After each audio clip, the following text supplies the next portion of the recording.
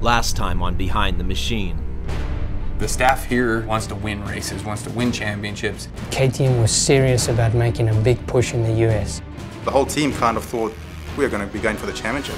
I hope we don't do this once again where Hangtown's our high point and it just goes down from there.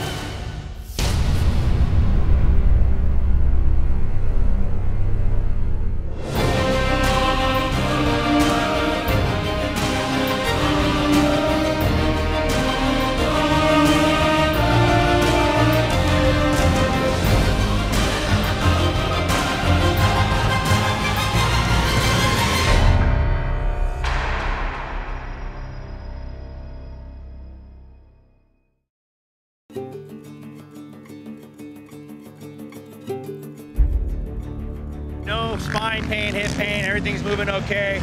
We went out for second practice, the time practice, and second lap out, he just had a freak crash over a tabletop and went over the handlebars and really came down hard, hit his head and knocked himself out.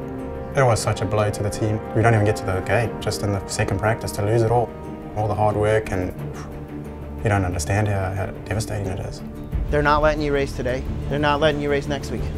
You know, in the back of my mind, I have to admit, I was kind of wondering, like, I wonder if he'd have had that same experience had he been on a 350. With Mike Alessi injured, KTM turns to their only rider left in the Premier class, Andrew Short. From 2007 to 2010, Andrew Short was one of the most consistent riders, finishing third or better in the outdoor series. You ask the marketing department or sales department, and Andrew's a dream come true. He just really seems to understand the importance of not just results, but also being there and promoting the company and the brand. It's nice to have a guy that you can consistently rely on to be there. We're blessed to have this job, and to get paid for it is unreal.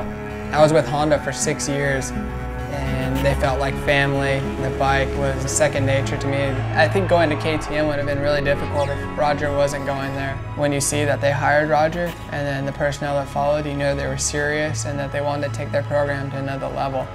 I think this particular year we focused a lot more on technical aspects of the bike and really bringing the bike that next step for the guys that are on the team.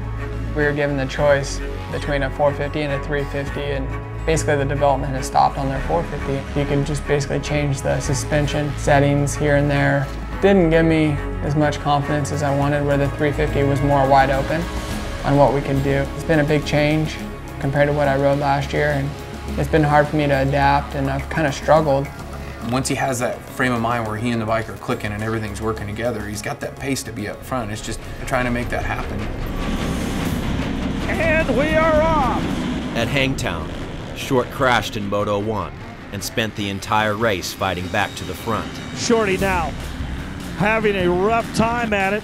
Anytime you come from 40th, I don't think you're going to have the greatest result. I mean, I actually thought he rode probably his best moto of the year was the first one, but you know, it took him a while to get up and get going. In Moto2, after fighting his way to 6th place, the engine on his 350 let go, and Andrew Short did not finish the race. It was just one of those weekends. We thought we were so prepared for outdoors, and then once you go racing, sometimes it changes. Coming back from a weekend when a guy's got injured, or you had an engine blow up, or whatever the case may be, it's trying. And it's tough to get going on the Monday, but you just try and get ready for the next one and see what you can do then.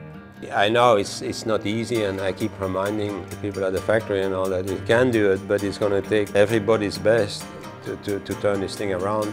And our bike is not the top bike in the 450. I feel we have some work to do. The riders have challenges to win the races, and we have challenges to get them there. KTM hasn't won a major championship in the US, and that's what we want to do. On the off-road side, we've been winning championships and defending titles for 20 years. On the motocross side, we've been going at it for just over a decade, but overall, we're still fighting to get that major title win. But it still comes down to winning races. It still comes down to going into every weekend trying to build better product or get the better rider, or do whatever it takes to beat you.